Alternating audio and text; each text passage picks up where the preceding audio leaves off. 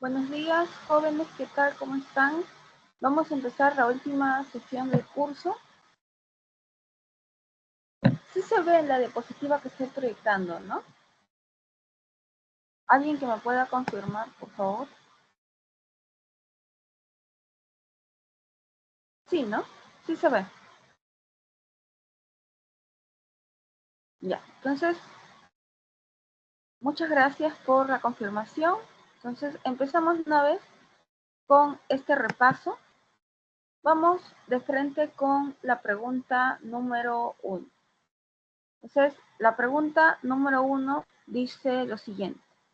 Hace alusión a la semana 1, a la clase número 1. Con respecto a la teoría de la historia, sus métodos, fuentes y características, ¿no? Establezca el valor de verdad o falsedad de las siguientes afirmaciones. Entonces, tenemos aquí la sentencia número 1, dice, la mayoría de los hechos históricos son analizados desde una versión histórica lineal y diacrónica. La segunda sentencia dice, la historia es considerada una ciencia social en la medida que puede predecir con precisión hechos futuros. La C dice, los historiadores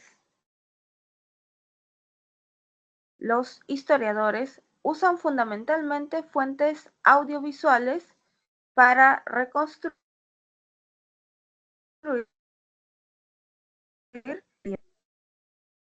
Y por último, la sentencia 4 dice, la paleografía es la disciplina histórica que ayuda a descifrar información que contienen los documentos.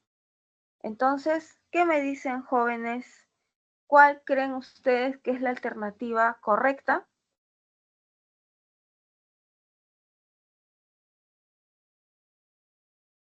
¿Qué opinan?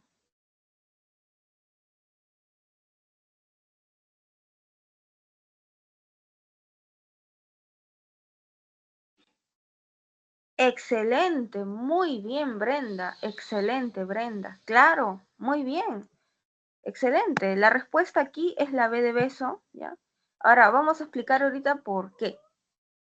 La primera sentencia obviamente es verdadera, ¿no? Cuando nos remontamos a la clase número 1 del curso, cuando hablábamos de los aspectos teóricos de la historia, ¿no? Decíamos que la historia es una ciencia social que estudia las sociedades humanas a través del tiempo. Según el historiador Marc Bloch. Ahora, ¿se acuerdan que yo les comentaba en la clase 1 que los historiadores estudian procesos históricos y que los procesos históricos no eran otra cosa que un conjunto de hechos históricos? Y los hechos históricos eran acontecimientos de corta duración que eran muy importantes, ¿no?, para el historiador. ¿Se acuerdan también que yo les comentaba en la clase 1 que el tiempo y el espacio eran muy importantes para la historia? Entonces, cuando hablamos del tiempo, ¿no?, ¿se acuerdan que vimos el tipo de tiempo lineal, ¿no? El tipo de tiempo lineal, ¿no?, nos habla que todo tiene un punto de partida, ¿no? Y de ese punto de partida van a ir sucediendo un montón de acontecimientos, ¿no? Entonces, obviamente, la mayoría de textos actualmente escritos por historiadores se basan en ese tiempo lineal. Pero existían otros tipos de tiempo también, ¿se acuerdan? Por ejemplo, existía un tiempo cíclico también. El tiempo cíclico, ¿se acuerdan que estaba ligado a la naturaleza? El día y la noche, las estaciones, primavera, verano, otoño, invierno, ¿no? Pero hoy en día, o sea, casi el 99% de los historiadores escriben la historia en base, ¿no?, al tiempo lineal. Para nosotros, ¿no?, la historia aparece cuando se crea la escritura y desde allí, ¿no?, partimos. Ahora, Cuando se habla de la sentencia 2, la historia es una ciencia social, ya hasta acá es correcta, ¿ya? Pero dice lo siguiente, en la medida que puede predecir con precisión hechos futuros. La historia digamos que adivina, ¿no? ¿Puede predecir hechos futuros con exactitud? No, ¿sí o no? No. Más bien la historia me estudia hechos del pasado para responder preguntas del presente, para resolver los problemas que está aconteciendo mi sociedad en el presente. Entonces, por eso es que esta sentencia aquí en la número 2 es falsa, porque me habla, ¿no? Que el historiador prácticamente, ¿sabes? Que un adivino, que predice el futuro. No, no. O sea, el historiador no puede predecir el futuro, es imposible.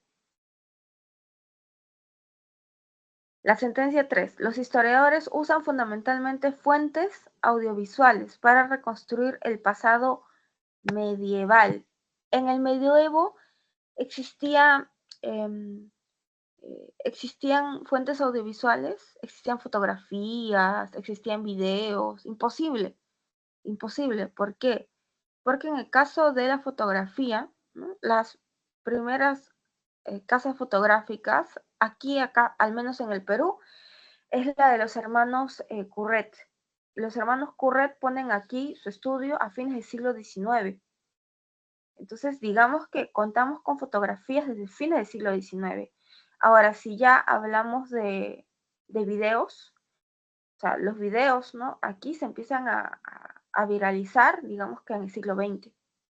Entonces, cuando hablamos de fuentes audiovisuales, estaríamos haciendo alusión de fines del siglo XIX, siglo XX, ¿no? Hasta siglo XXI. Pero obviamente es imposible, ¿no? Que hayan existido pues cámaras, ¿no? Filmadoras, ¿no? En la época medieval es imposible. Por eso es que aquí es la sentencia falsa también. Y la última, ¿no? La paleografía. ¿Es una disciplina? Sí, es una disciplina histórica. ¿Se acuerdan cuando hablamos de ciencias y disciplinas auxiliares en la semana 1? Las ciencias, ¿no? Eran autónomas, tenían carácter independiente, no dependían de la historia. Y las ciencias, ejemplos de ciencias auxiliares que ayudaban a la historia, hablamos de las siguientes, ¿no? La sociología, la arqueología, la geografía, ¿no? Incluso la economía. Y las disciplinas, ¿no? Las disciplinas eran ayudas, ¿no? Herramientas técnicas que ayudaban muchísimo al estudio de la historia, pero que eran pues dependientes de la historia. No tenían este carácter autónomo, que sí lo tenían obviamente las ciencias. Entonces, cuando hablamos de la semana 1, de los ejemplos de disciplinas, ¿no? Auxiliares que ayudaban a la historia, pusimos un montón de casos, ¿no? Por ejemplo, la paleografía, que está aquí de ejemplo en su material esta semana, ¿no? Que sí significa, paleo significa antiguo, grafía viene de escritos, entonces paleografía significa aprender a leer, a descifrar escritos antiguos. Entonces, por ejemplo, un papiro, ¿no? Un papiro egipcio podrá ser descifrado con la paleografía. Es de escritura antigua. Ahora, otros ejemplos, ¿no? Que vimos de disciplinas auxiliares en la semana 1 fueron las siguientes. Por ejemplo, la numismática, ¿no? Que se encargaba de estudiar las monedas, la diplomática, que se encargaba de estudiar documentos oficiales, la genealogía, que estudiaba los linajes familiares, la heráldica, que estudiaba los blasones, los escudos, ¿no? Todo eso son ejemplos de disciplinas, ¿no? Auxiliares. Entonces, por eso es que aquí la respuesta es la B de beso. Excelente, ¿no? Lo que escribió su compañera, ¿no? En el chat. Entonces, vamos con la sentencia número 2. La sentencia número 2 también está haciendo alusión a la clase número 1 del curso. La sentencia número 2 hace alusión al proceso de hominización, ¿no? Porque dice lo siguiente: el proceso de la evolución humana no solamente fue físico y biológico, sino también cultural. Con respecto a ello, se establezca el orden cronológico correcto de los siguientes sucesos. Dice: los grupos humanos iniciaron el uso del fuego para mejorar su ingesta de alimentos. La sentencia 2 dice: se desarrolló la construcción de diferentes centros urbanos en espacios geográficos cercanos. La sentencia 3: se desarrolló la industria microlítica, asociada al desarrollo de la pesca, al igual que el uso de balsas. La sentencia 4 dice: surgieron las prácticas funerarias como muestra del desarrollo de creencias religiosas. A ver, ¿cuál es su respuesta, chicos y chicas? ¿Qué opinan?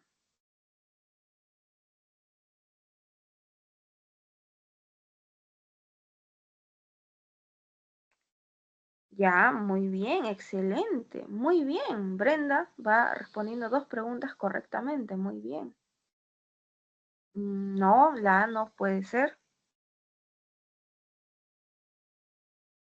Perdón, la A, estoy un poquito, con sueño, estoy así. Ya, entonces, sí, por supuesto. Ya, miren, la explicación es la siguiente. ¿Por qué es la A de avión?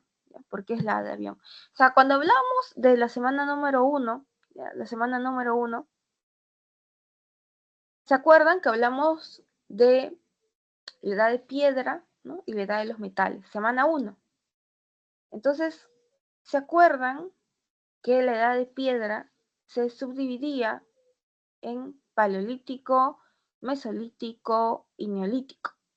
¿No? Muy bien, Paola, excelente, ¿no? Entonces, paleolítico, mesolítico y neolítico. ¿Se acuerdan? La edad de piedra. Y que a su vez, ¿no? El paleolítico se subdividía en paleolítico inferior, medio y superior.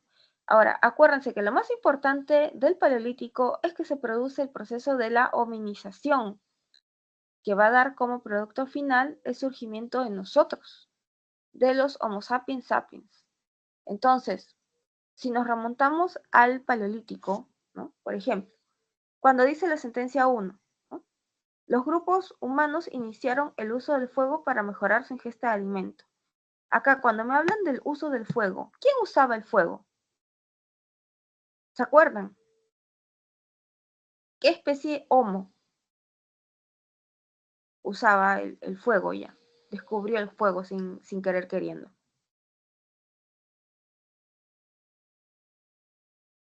Excelente, Brenda. Muy bien, Emanuela. Claro, muy bien. El Homo erectus. Muy bien, Paola. Excelente. El Homo erectus. Muy bien. Y el Homo erectus pertenecería al Paleolítico inferior. Entonces, en el Paleolítico inferior, acuérdense, aparece el Homo habilis, ¿ya? El Homo habilis, que es el primero en fabricar herramientas, y también el Homo erectus. Entonces, acá vendría a ser, ¿no? Paleolítico, ¿no?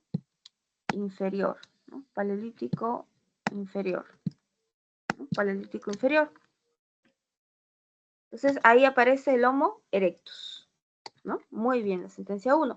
Ahora, en el Paleolítico medio, ya en el Paleolítico medio, acuérdense que aparece el Homo sapiens sapiens en el Paleolítico medio. Y se acuerdan que una de las características de del Homo neanderthalensis, una de las características del Homo neandertal es que es el primero en no olvidar. Y como es el primero en no olvidar, es el primero que entierra a sus muertos. Y esta idea de enterrar a los muertos con lo que más les gustaba, las semillitas, los frutos, me está haciendo alusión a esta idea de más allá, ¿no? Esta idea pues mágico, religiosa. Entonces, por eso es que aquí, ¿no?, la sentencia 4 está haciendo alusión, ¿no?, del Paleolítico Medio, ¿no?, con el Neandertal, con el Homo neanderthalensis, ¿no?, Paleolítico Medio. Entonces, por eso, ¿no?, es que hasta ahorita vamos, ¿no?, sentencia 1, que es Paleolítico Inferior, ¿no?, con el surgimiento del Homo erectus, ¿no? El Homo erectus no solamente descubre el fuego, sino es el primero en salir del África, es el primer migrante. Por eso es que hay restos de Homo erectus, aparte del África, en Europa, en Asia.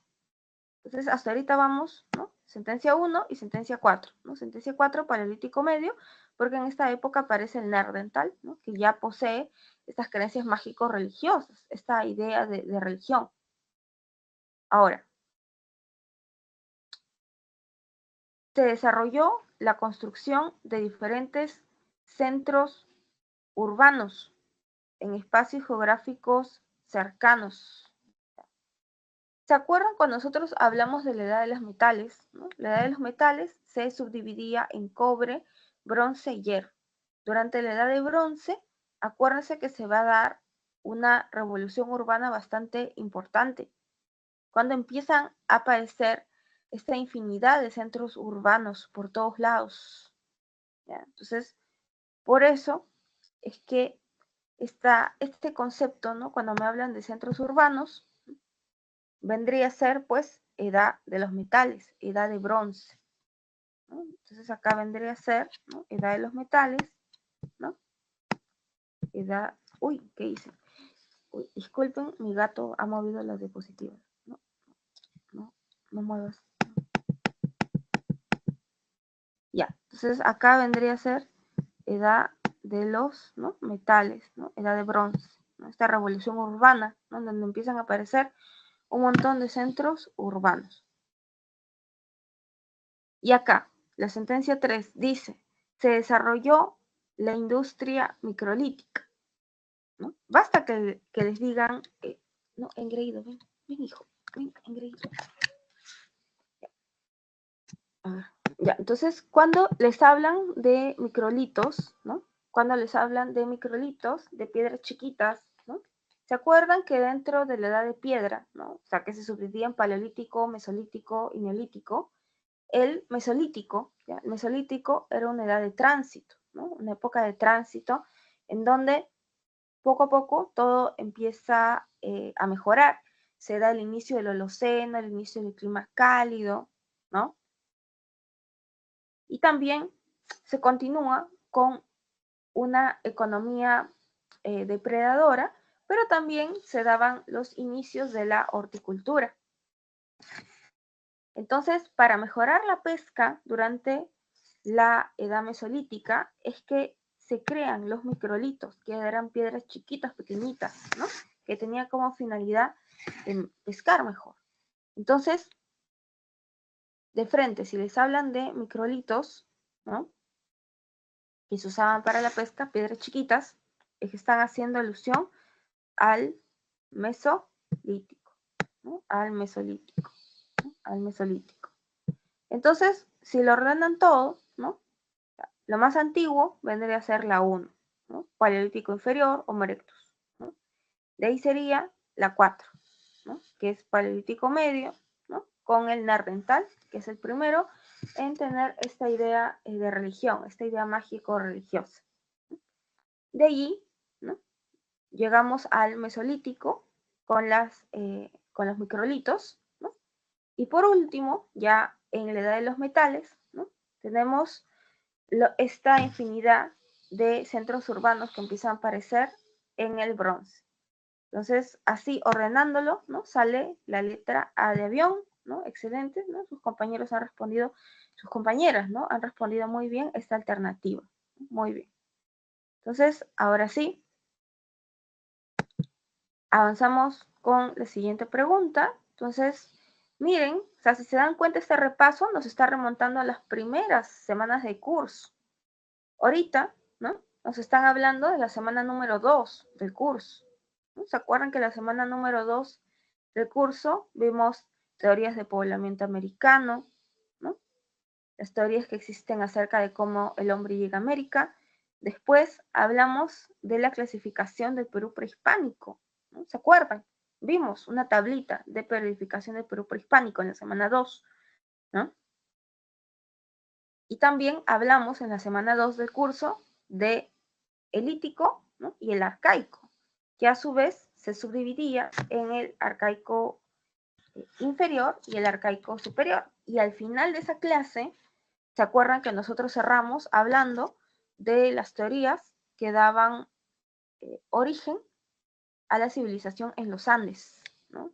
Entonces, esta pregunta 3, ¿no? Nos está hablando del último tema que trabajamos, esa clase 2 del curso. Entonces, este repaso nos está remontando a las primeras semanas del curso. Entonces, dice aquí, ¿no? 3. Considerando las teorías sobre el origen de las altas culturas o civilizaciones en los Andes, establezca la relación correcta con sus propuestas correspondientes. Esta sí está regalada, está súper facilita. ¿Ya? Entonces tienen que relacionar, ¿no? Teoría inmigracionista, teoría autoctonista, ¿no? Teoría aloctonista.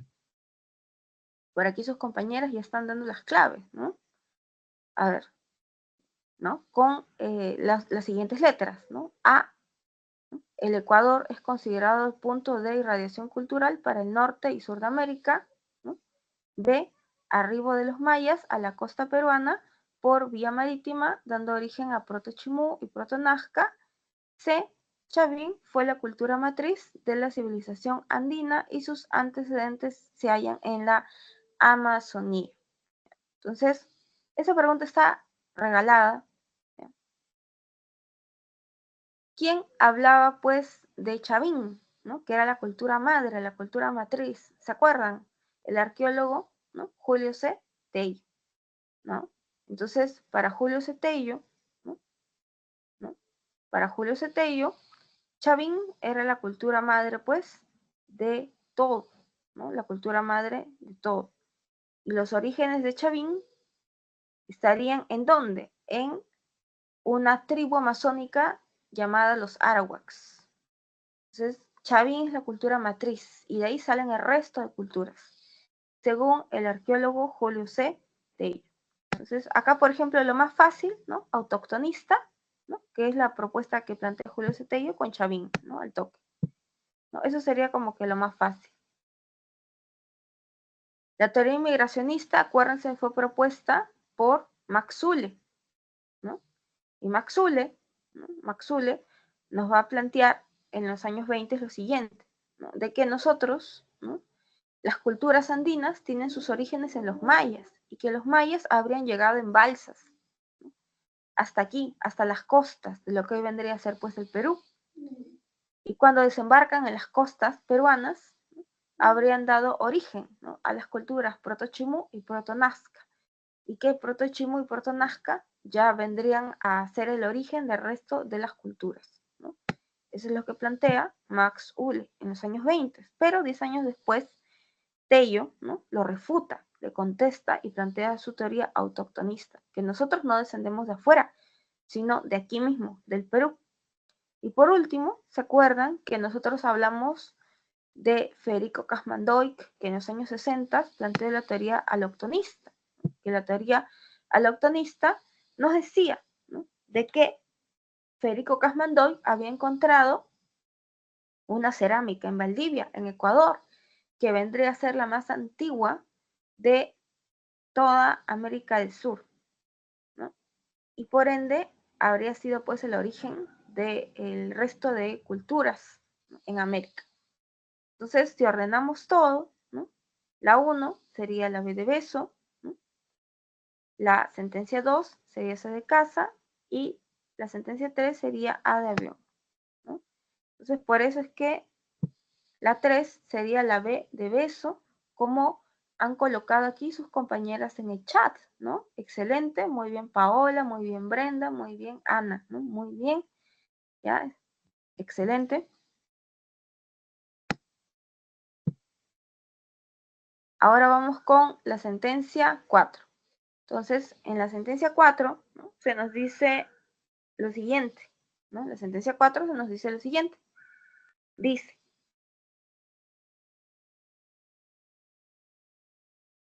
la trayectoria de la civilización egipcia fue larga en el tiempo, con una duración de más de 3000 años, siendo gobernada por 31 dinastías, culminando con la conquista romana. Ordene cronológicamente respecto a los siguientes hechos ocurridos en la historia del antiguo Egipto. Entonces, vamos con las sentencias. La sentencia 1 dice, reforma monoteísta contra la casta sacerdotal de Tebas. 2. Construcción de las pirámides de la necrópolis de Giza. 3. Invasión de los Hicsos sobre el delta del río Nilo. 4. Unificación del Alto y Bajo Egipto por el faraón Nemes. Entonces hay que ordenar nada más esto cronológicamente. Entonces, esta pregunta, ¿no? Egipcio, ¿no? Que nos habla de Egipto, ¿ya? Nos hace alusión a la semana 3 del curso. ¿Se acuerdan que durante la semana 3 del curso hablamos de las 4 grandes culturas de la antigüedad? Egipto, India, China y Mesopotamia, ¿no? Entonces nos estamos remontando a la semana 3 de Historia Universal. Entonces, a ver, ¿cuál creen ustedes que es la clave? A ver, ¿qué opinan?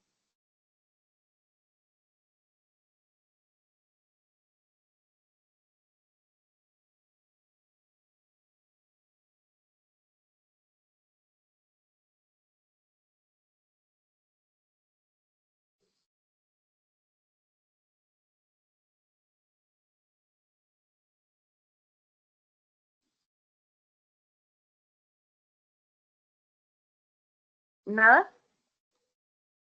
¿Qué opinan? ¿Cuál creen que es la clave, chicas?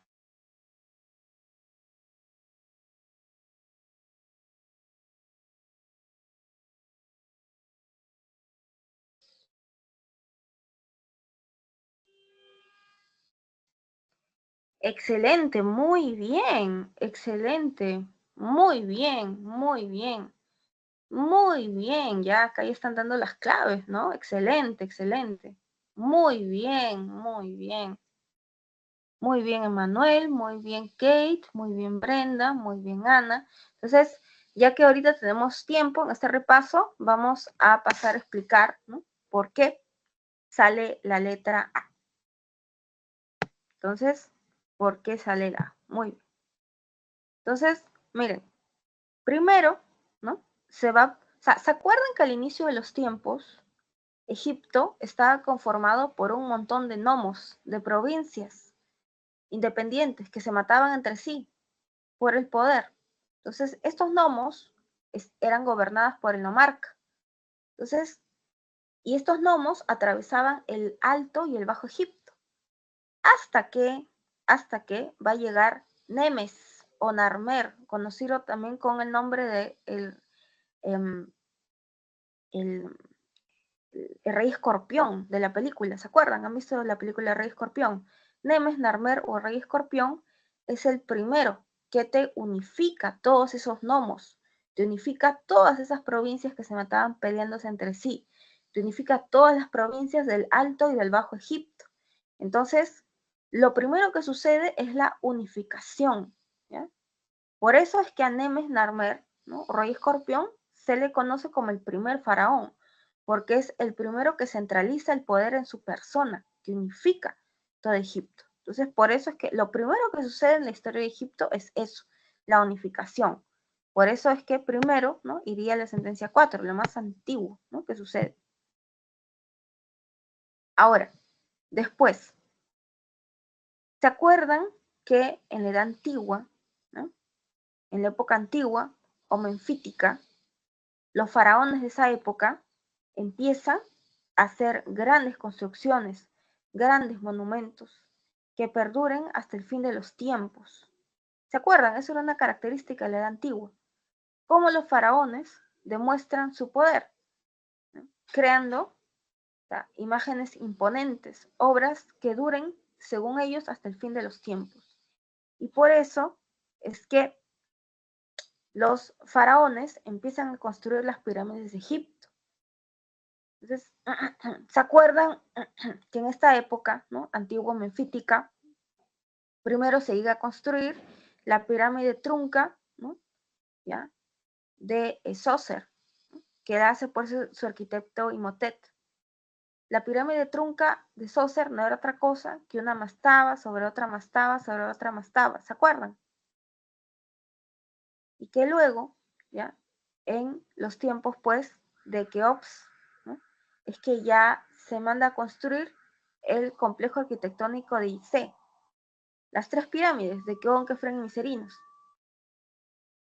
que son ya las pirámides con forma de punta, ¿no?, tal cual las conocemos. Entonces, la construcción de grandes pirámides, ¿no?, es la época, pues, antigua menfítica. Entonces, por eso es que aquí, ¿no?, lo que sigue es la sentencia 2. Ahora, la sentencia 3. Los Hicsos, ¿ya?, después, ¿no?, tiempo después, van a invadir Egipto. ¿Gracias a qué? Gracias a los caballos, a los carros de combate que tienen, que son completamente de hierro. O sea, ellos llegan con el hierro, y como el hierro era lo último en tecnología, es que pueden someter a los egipcios.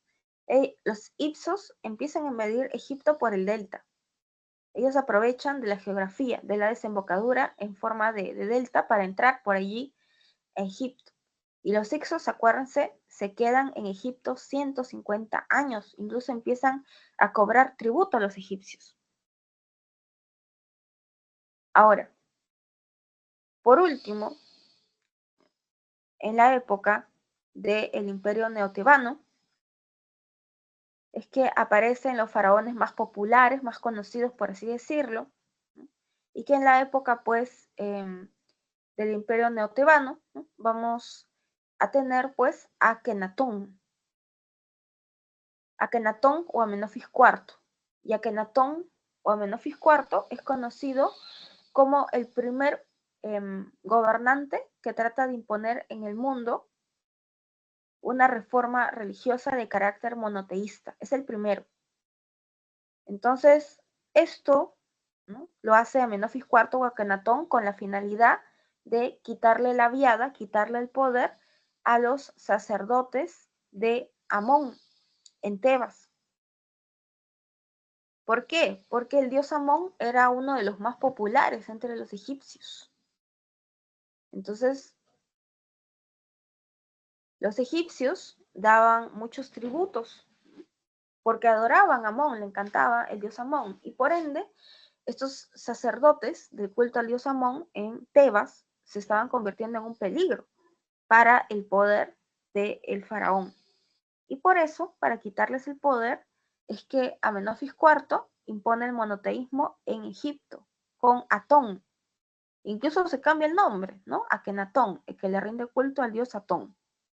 Entonces, Atón era un disco solar y los egipcios se le van a ir encima al faraón, porque los egipcios tienen ya para los tiempos de Akenatón más de 1500 años de adorar a infinidad de dioses, y que de la nada les prohíban adorar a sus dioses, les prohíban adorar a Amón, que era uno de sus favoritos, ¿no?, y les impongan el culto a la fuerza a un disco solar, va a ser, pues, inconcebible para ellos, ¿no? Entonces, lo último que sucede, ¿no?, es la sentencia 1. Y por eso es que la 4 es la A de avión. Excelente. Entonces vamos con la siguiente pregunta. Vamos con la pregunta 5. Vamos con la pregunta 5, que también nos está haciendo alusión al Perú prehispánico, ¿ya?, al Perú prehispánico. Entonces, en la pregunta 5 tenemos lo siguiente. El periodo formativo andino, desarrollado entre los años 1700 y 200, se caracterizó por el desarrollo teocrático y la expansión del uso de los canales de regadío. Sobre este periodo, indique las características correctas. Entonces, ¿se acuerdan que para clasificar el Perú prehispánico nosotros utilizamos dos criterios? Uno, el de lumbreras, ¿no?, que nos hablaba del desarrollo socioeconómico de las culturas, ¿no?, que era un enfoque pues incluso marxista, ¿no? Y el otro enfoque, ¿no?, que era el de John Rowe o John Rowe, como quieran decirlo, que para él pues lo más importante para clasificar el Perú era la cerámica. Entonces, este concepto de formativo andino, ¿no?, nos habla pues de lumbreras, ¿no? Este periodo de formación formativo andino, ¿no?, hace alusión, ¿no?, al horizonte temprano, ¿no?, de John Rowe. Entonces, ¿se acuerdan, ¿no?, que en esa época empiezan a aparecer, ¿no?, Chavín, Paracas, ¿no?, Techín, Cupisnique, ¿no? Entonces, está haciendo alusión a ese periodo de tiempo. Entonces, sobre este periodo, ¿no?, indique las características correctas. Entonces, les preguntan por características del formativo, ¿no? Formativo, ¿no?, para lumbreras u horizonte temprano para John Rowe. Entonces, vamos con la sentencia 1. Dice, desarrollo de las culturas Sechín, Cupisnique y Paracas. Sentencia 2. Hegemonía y expansión del culto chavín en los Andes. Sentencia 3. Proliferación de los centros urbanos integrados por una red vial. Sentencia 4. Surgimiento de la cerámica, entre paréntesis alfarería, orfebrería y los telares. Sentencia 5. Inicio de la economía agropecuaria y el gobierno sacerdotal. Entonces, ¿cuáles son las características de esta época, según ustedes? ¿Cuál es la respuesta?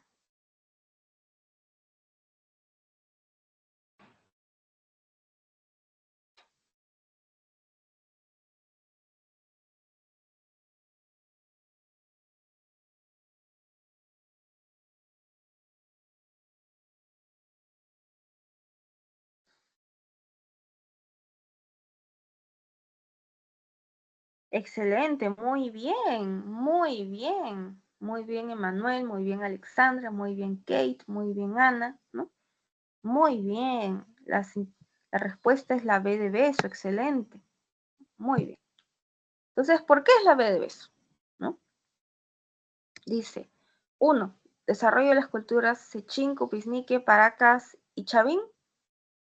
Por supuesto, ¿no? O sea, todas estas culturas aparecen en el formativo, ¿no?, o llamado también horizonte temprano. Es más, para algunos arqueólogos, ¿no?, Chavín en realidad tendría una fuerte influencia de la cultura Sechín y de Cupisnique, ¿no? Y Paracas, ¿no?, ya empieza a aparecer cuando Chavín empieza a entrar en decadencia.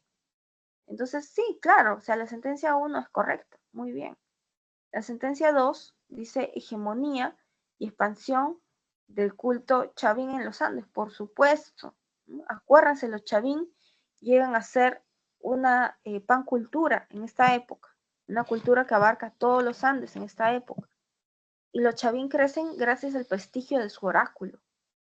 Conforme el prestigio del oráculo chavín crece, más y más gente llega en peregrinaje al complejo arquitectónico chavín de Huántar para ver qué me depara el futuro. ¿Habrá comida? ¿No habrá comida? Los campesinos viajan y llevan ofrendas, hojas de coca, muyu, espondilus, ¿no?, plumas exóticas, ¿no?, en honor a estos, al dios Chavín, ¿no? Entonces, acuérdense, ¿no?, que los Chavín tuvieron el culto a dioses terroríficos, dioses malos, dioses castigadores, con rasgos felinos, ¿no?, de jaguares, de serpientes, ¿no? para meterle miedo a la gente y para que la gente pues no se rebele en contra de ellos. Entonces, ahora, vamos, sentencia 3 dice proliferación de los centros urbanos integrados por una red vial. O sea, los chavín desarrollaron centros urbanos y estos estaban integrados por redes viales. No, por supuesto que no, supuesto que no. O sea, la época en donde aquí en el Perú prehispánico proliferan los centros urbanos y todo esto estaba pues articulado con caminos, con redes viales, viene mucho tiempo después que los chavín. O sea, eso viene ya en la época del Horizonte Medio. ¿Se acuerdan que en el Horizonte Medio vuelven a aparecer grandes culturas? Tiahuanaco Huari. Entonces, los Huari fueron pues los grandes planificadores urbanísticos. Y por eso es que ellos crean toda una red de caminos, los Capacñán, para articular sus ciudades que estaban muy bien hechas, muy bien planificadas. Quillacta, por ejemplo, en Cusco. Entonces, por eso es que la 3 me hace alusión al Horizonte Medio, no corresponde a lo que me están preguntando.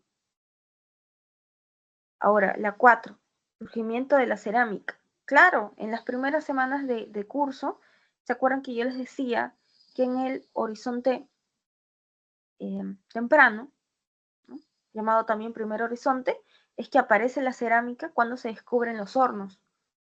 Entonces, cuando se descubren los hornos es que empieza a aparecer la cerámica. Y también se acuerdan que yo les dije que en esa época había empezado a aparecer la metalurgia, la orfebrería, a trabajar los metales. Es más, los chavín son una de las primeras culturas en empezar a trabajar los metales. Ellos ya trabajaban el martillado, por ejemplo, en frío. Entonces, por eso es que la 4 es correcta. Ahora, la 5 dice inicio de la economía agropecuaria y el gobierno sacerdotal. O sea, en realidad esta idea de la teocracia, el gobierno sacerdotal, no inicia en el formativo andino, proviene de mucho antes, ¿ya?, de mucho antes. Proviene del arcaico superior, de los tiempos de Caral, de Cotox, Huacaprieta. O sea, en el arcaico superior es que empieza a aparecer la teocracia, el gobierno sacerdotal, al dominio de los sacerdotes, gracias a los conocimientos que estos tenían y que por supuesto le ocultan a la gente. Entonces, los chavín, ¿no?, digamos que continúan con esta idea de la teocracia, ¿no?, pero no son los que inician.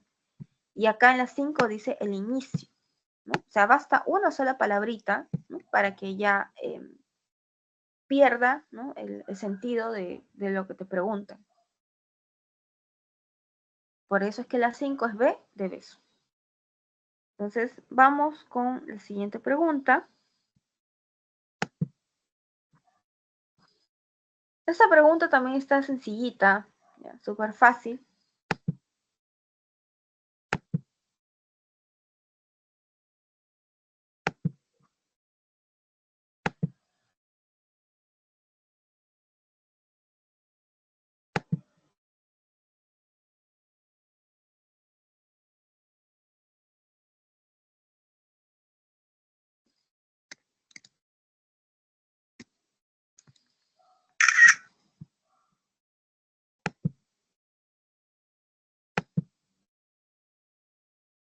Y la pregunta pues dice lo siguiente, ¿no? Nos habla pues de Grecia. Entonces dice lo siguiente. La escultura fue una de las principales manifestaciones artísticas del mundo griego, prestando características propias en sus diferentes periodos. En la imagen se puede apreciar el discóbolo, la conte y sus hijos, y la última escultura es el curus. Establecer en qué periodo fueron realizadas cada una de ellas. O sea, ustedes nomás, ¿no?, saquen su cuenta,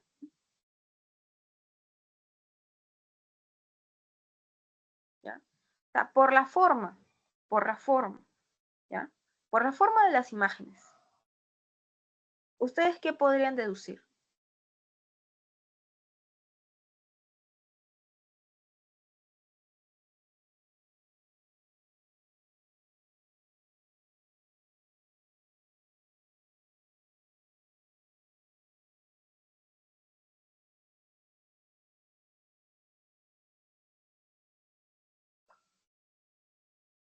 Muy bien, excelente, ¿no? Brenda ya tiene la clave, ¿no? La B de beso, muy bien, muy bien,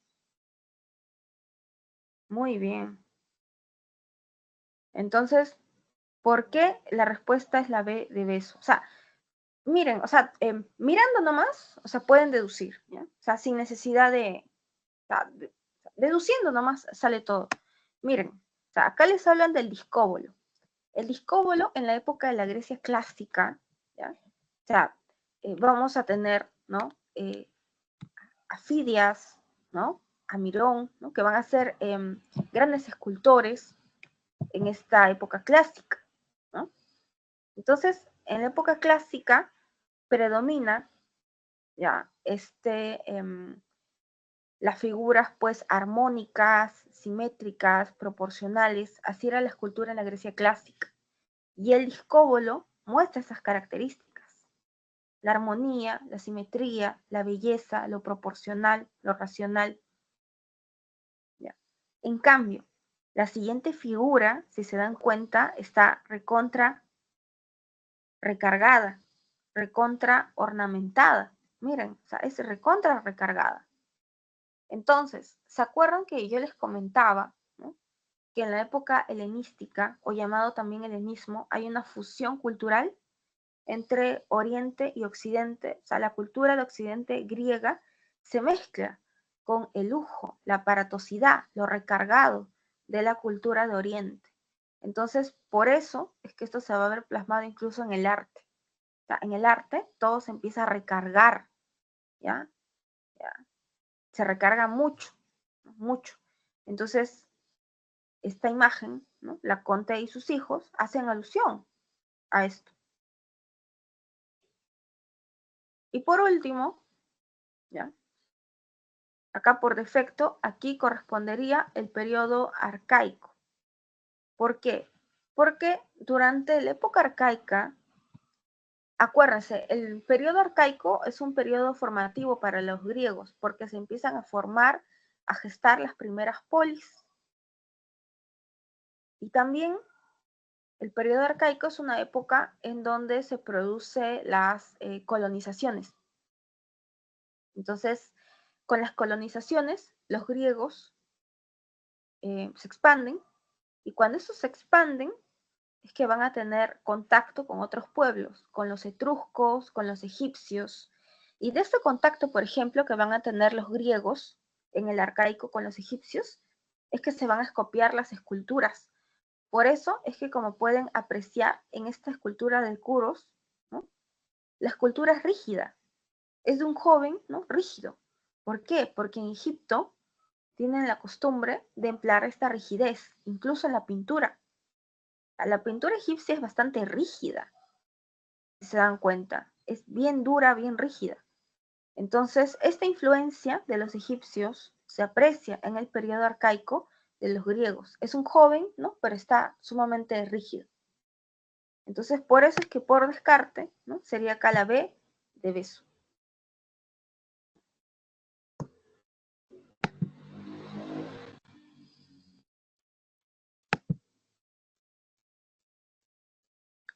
Entonces, seguimos.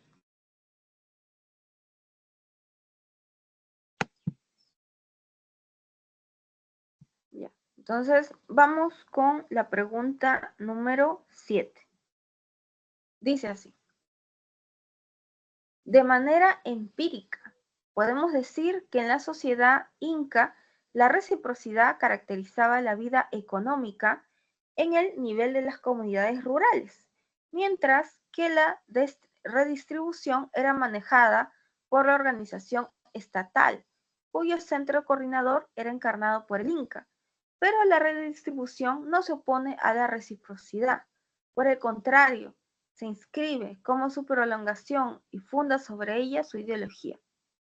En ese esquema debe designarse un lugar especial a los jefes locales, ¿no? A los jefes locales. Su importancia ha sido muy descuidada. Ellos son precisamente la bisagra entre la reciprocidad comunal y la redistribución estatal. Entonces, este es una cita, un extracto de Nathan Watchell, ¿no? De Los vencidos, los indios del Perú ante la conquista española. Entonces, de la lectura anterior podemos inferir, ¿no? ¿Qué podemos inferir? A ver. A. Los curacas eran el nexo entre el Estado y los ayllus. B. La redistribución era necesaria para mantener las relaciones de poder. C.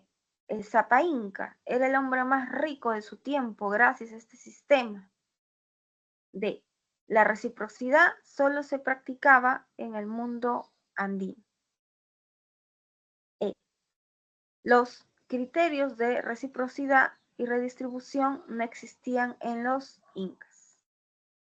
¿Qué se infiere de la lectura?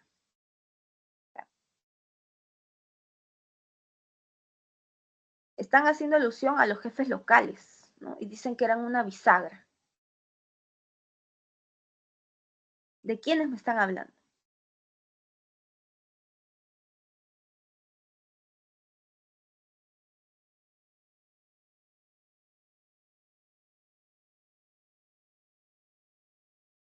A ver, ¿qué opinan? ¿Cuál sería para ustedes la respuesta correcta?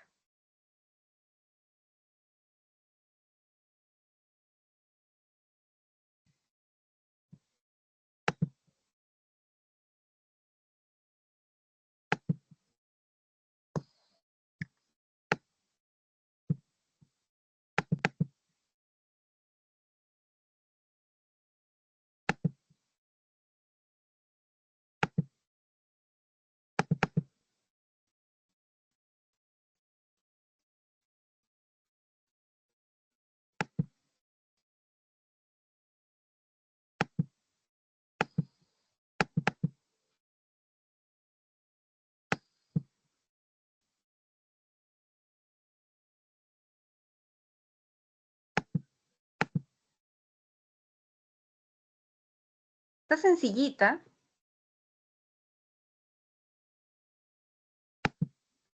Me están hablando de un personaje.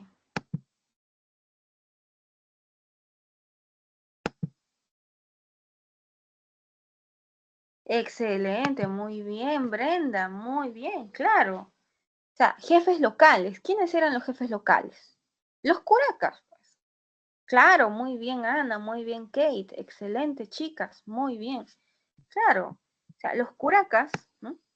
Los curacas eran pues esta bisagra, ¿no? O sea, ¿se acuerdan que, por ejemplo, cuando hablamos de la redistribución, cuando hablamos de la redistribución, ¿se acuerdan de que todo lo que producía, ¿no?, el ayllu, la comunidad, ¿no?, se lo entregaba al curaca y el curaca pasaba a dárselo al inca y que el inca pasaba a redistribuir, ¿no?, en el imperio de acuerdo a las necesidades de cada comunidad?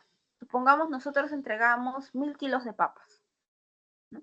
Entonces el curaca era este nexo que conectaba, ¿no?, el Estado, ¿no?, con los hatunrunas, los miembros del ayllu, la gente de a pie. O sea, el curaca era el jefe del ayllu. Entonces, y esta figura del curaca, que aparece en los tiempos del Inca, va a perdurar la colonia, incluso hasta inicios de la República. ¿Ya? Entonces, el curaca va a ser bastante importante, ¿no? Es un nexo, ¿no? Es un nexo entre el pueblo y el Estado Inca, el Zapa Inca, ¿no? Entonces, cuando les hablan de jefe local, automáticamente es curaca, ¿no? La C, por ejemplo, no podría ser, ¿no?, porque el Zapa Inca no es un jefe local, ¿no? ¿No? Y acá están haciendo alusión a jefes locales. Ahora, la redistribución era necesaria para mantener las relaciones de poder. O sea, la redistribución era necesaria, ¿no?, o sea, para que el Inca, ¿no?, eh, redistribuya, ¿no?, los alimentos entre los ayllus, entre las comunidades, pero dependiendo cada necesidad, ¿no?, de cada ayllu. Ahora, esta idea de la reciprocidad no solamente se practicaba en el mundo andino. Y acá, ¿los criterios de reciprocidad y redistribución no existían en los incas? Por supuesto que existían en los incas, ¿no? O sea, en el mundo de los incas existía reciprocidad y redistribución. Acuérdense, la reciprocidad se da entre iguales, se da entre iguales. Por ejemplo, entre miembros de un mismo ayllu, entre jatunrunas, entre miembros de una misma comunidad. Esa es la reciprocidad, entre iguales, es simétrica. En cambio, la redistribución es asimétrica, se da entre desiguales. O sea, cuando nosotros, ¿no?, a través del curaca le entregamos todas nuestras cosechas al Inca y el Inca pasa a redistribuir, eso es algo recontra desigual, es algo asimétrico, porque se está dando entre nosotros, entre el pueblo y el Inca, ¿no?, que es la máxima autoridad en el imperio de los Incas.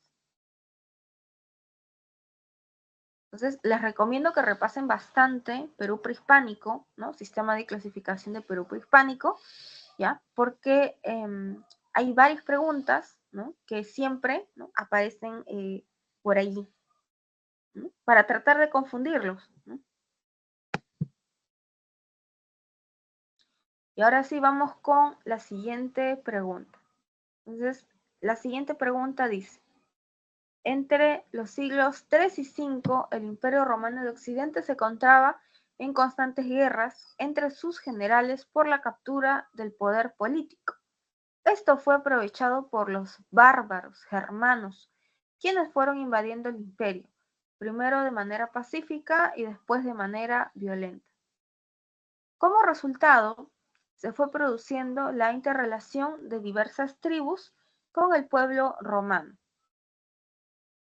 Así, en el campo cultural y de las vinculaciones sociales, se fueron formando gradualmente. Les preguntan, o sea, ¿qué es lo que produce, ¿no?, esta fusión cultural, ¿no?, entre los bárbaros y los romanos? Hay una fusión cultural cuando los bárbaros, ¿no?, se mezclan con los latinos, cuando acaban invadiendo Roma. O sea, ¿qué sucede producto de esta fusión cultural? Dice, A, instituciones judiciales y códigos jurídicos en los reinos germánicos recientemente establecidos. B, lenguas romances como producto del sincretismo lingüístico entre el latín vulgar y los idiomas germánicos.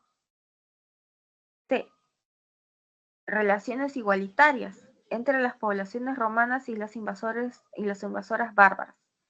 D, magistraturas romanas para la eficiente administración de los reinos germánicos. E, jerarquías sociales, por ejemplo, la figura del soberano en el reino vándalo. ¿Qué opinan? En el campo cultural, les preguntan. ¿Qué se produce en el campo cultural? Así, en el campo cultural y de las vinculaciones sociales, se fueron formando gradualmente.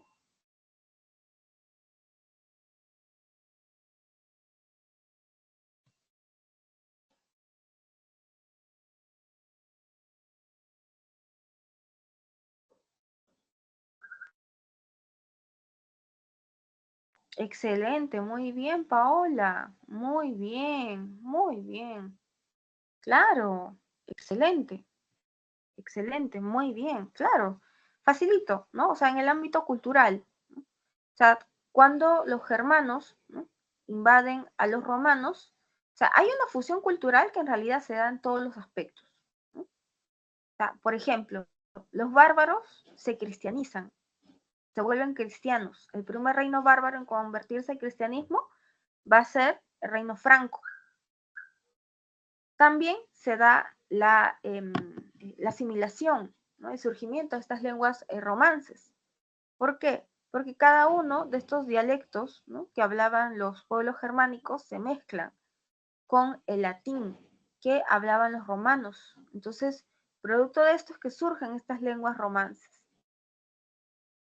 Entonces, con el paso del tiempo, esto dará origen, por ejemplo, al toscano, que es una especie de proto-italiano, ¿no? El español, ¿no?, desciende de una lengua romance.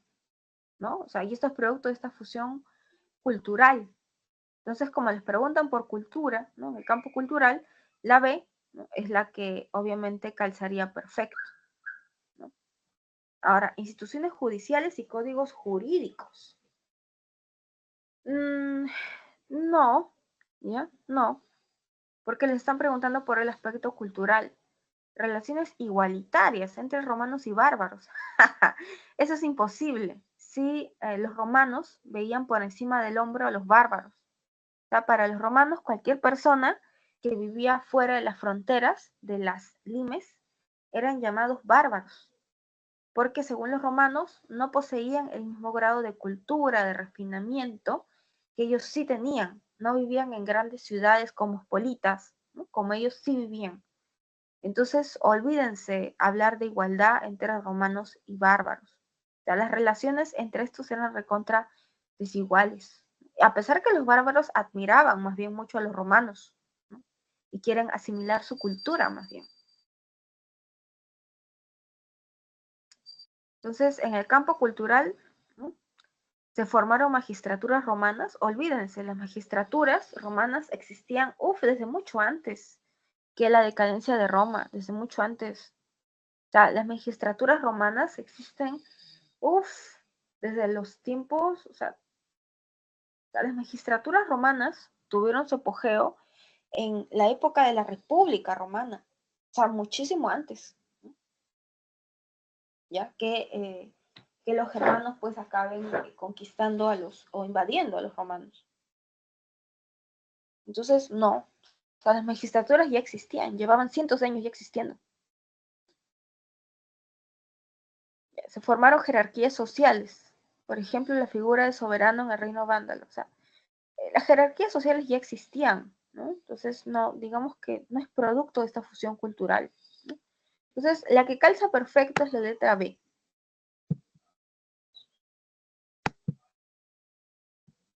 Vamos con ya la edad moderna, ¿no? Les están preguntando por el siglo XVI, historia universal. Entonces, la pregunta 9 dice lo siguiente. La reforma protestante que se desarrolló en Europa del siglo XVI no solo tuvo características religiosas, sino también una serie de implicancias políticas, bélicas, económicas y culturales. Señale el valor de verdad o falso de los siguientes enunciados. Entonces, vamos con verdadero o falso respecto a las reformas protestantes, siglo XVI, ¿ya? Edad moderna.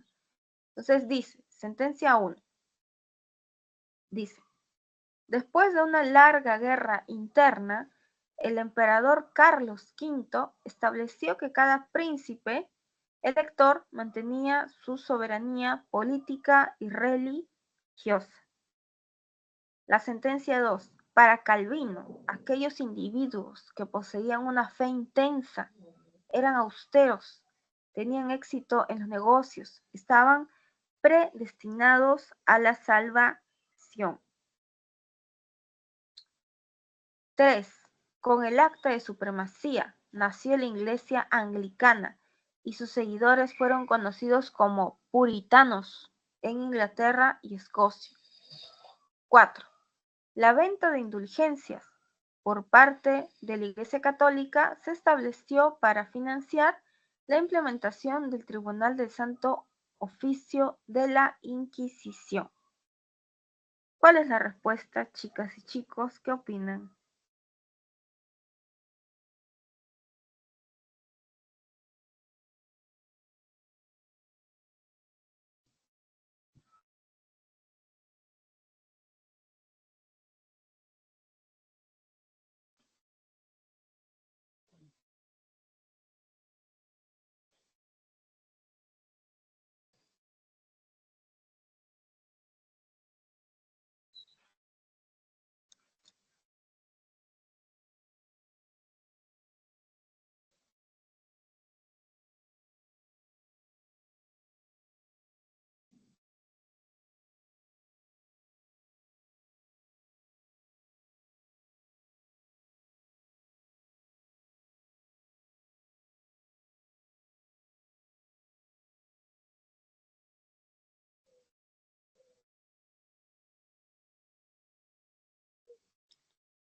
Nada.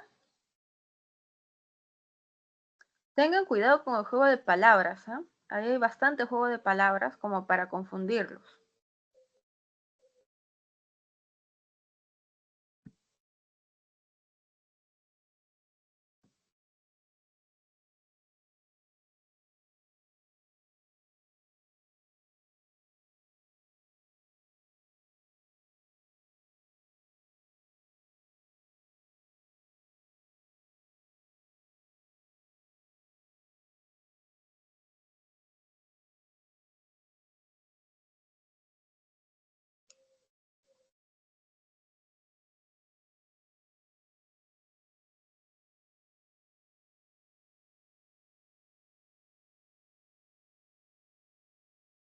¿Nada? Ya, miren. La respuesta en la 9 es la B de beso. ¿Ya? Y ahorita lo voy a explicar. ¿Por qué es la B de beso? Dice, 1. Después de una larga guerra interna, el emperador Carlos V estableció que cada príncipe elector mantenía su soberanía política y religiosa. Esto, por supuesto, que es verdadero. Claro, ¿se acuerdan que el emperador Carlos V, nieto de los reyes católicos, recontra católico, va a pegar el grito al cielo cuando Martín Lutero coloque un buen día, ¿no?, sus 95 tesis, ¿no?, afuera de la Catedral de Wittenberg, en contra de la venta de indulgencias? Entonces, Lutero empieza a protestar, de ahí que se le conoce con el nombre de protestantes. Entonces, al final, o sea, el Papa excomulga a Lutero, ¿no? El emperador Carlos V quiere obligarlo a que Lutero se retracte, pero esto jamás sucede. Entonces, acá es en donde surge una guerra civil al interior del Sacro Imperio Romano Germánico. O sea, en esa época no era Inglaterra, no era, perdón, Alemania, era el Sacro Imperio Romano Germánico, que estaba a la cabeza del emperador Carlos V. Pero al interior de este Sacro Imperio Romano Germánico existían un montón de príncipes, un montón de principazgos. Entonces, luego de esta cruenta guerra civil, se llega a la Paz de Habsburgo, y la Paz de Habsburgo establece que cada príncipe es libre de elegir qué religión debe profesar su reino. Y como para esta época, la mitad de los príncipes ya se había convertido al, eh, al protestantismo, es como si en el fondo la mitad del Sacro Imperio Romano Germánico se hubiese vuelto protestante. Y esto en el fondo va a ser un duro golpe para Carlos V. O sea, porque, o sea, en el fondo es como si se hubiese perdido el control sobre la mitad de su imperio, porque la mitad de los príncipes se pasan para el bando protestante y la otra mitad sí se mantienen católicos. Entonces, por eso es que aquí la respuesta es verdadera. La sentencia 2 dice, para Calvino, aquellos individuos que poseían una fe intensa, eran austeros, tenían éxito en los negocios, estaban predestinados a la salvación. Esto es verdadero.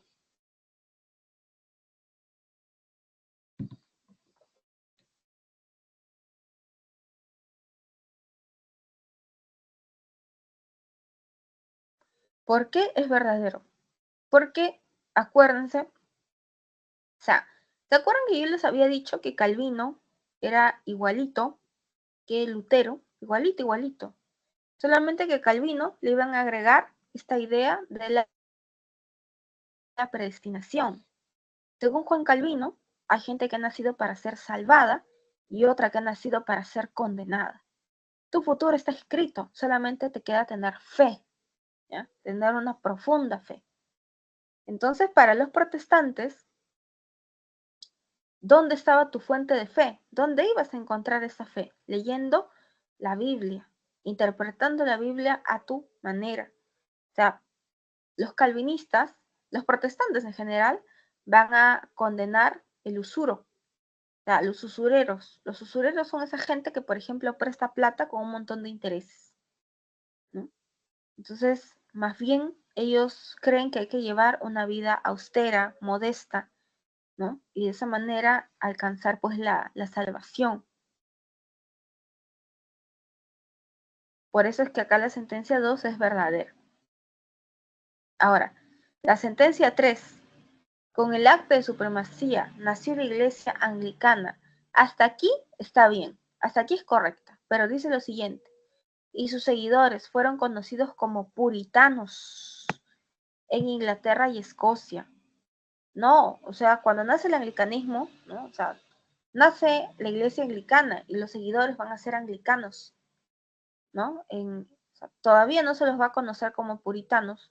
O sea, puritanos no es un término que en esa época se utilice en Inglaterra. En Inglaterra y en Escocia. No, no va. 4. La venta de indulgencias por parte de la Iglesia Católica se estableció para financiar la implementación del Tribunal de Santo Oficio de la Inquisición. La Inquisición ya existía desde la época medieval. Desde el medioevo ya existía el Tribunal de Santo Oficio. Entonces, la venta de indulgencias no tuvo como objetivo eh, fomentar la creación del Tribunal de Santo Oficio porque este ya existía desde el medioevo. La venta de indulgencias, según el Papa, tenía como objetivo construir la Basílica de San Pedro, la Basílica de San Pedro. Entonces, acá es falsa la sentencia porque acá dice Tribunal de Santo Oficio. Tendría que ser Basílica de San Pedro. Entonces, por eso es que la primera es verdadera, ¿no? La segunda es verdadera, ¿no? La tercera sentencia es falsa y la cuarta es falsa. Por eso es que aquí es la letra B de beso. Ahora sí vamos a la 10. Vamos a la conquista. ¿No? Historia del Perú, conquista. ¿No? Siglo XVI. Entonces, vamos con lo siguiente. Dice, fue un largo proceso que tuvo sus antecedentes en el Caribe y en América Central, con el sometimiento de los pueblos nativos de esas regiones. Luego de varios sucesos, la conquista de Perú culminó con la derrota total de la élite incaica. Tomando en cuenta lo anterior, establezca la secuencia cronológica correcta de los siguientes acontecimientos. Entonces, dice 1. Fundación de Lima. 2. Fundación de Piura. 3. Toma de Cusco. 4. Fundación de la ciudad de Panamá. 5. Capitulación entre Pizarro y la corona. Entonces tienen que ordenar nada más. ¿Cuál sería la respuesta? Ordenando cronológicamente todo.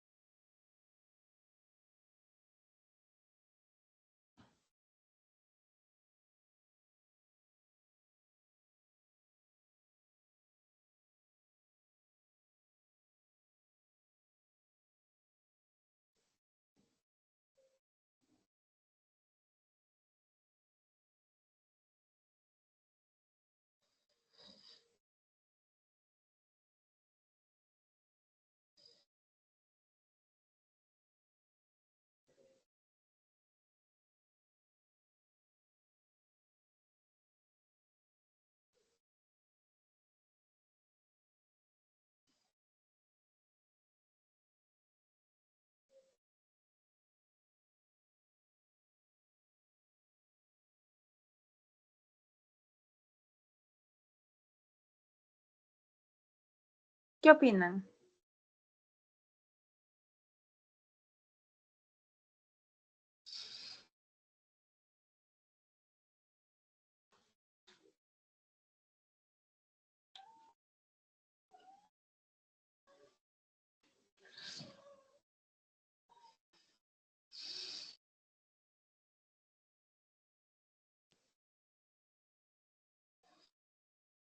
La respuesta aquí es la C de casa.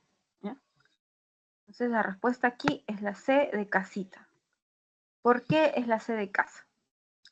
Miren, primero, bueno, esta pregunta es un poco datera, ¿ya? La ciudad de Panamá se funda en 1519, ¿no? La ciudad de Panamá, en 1519.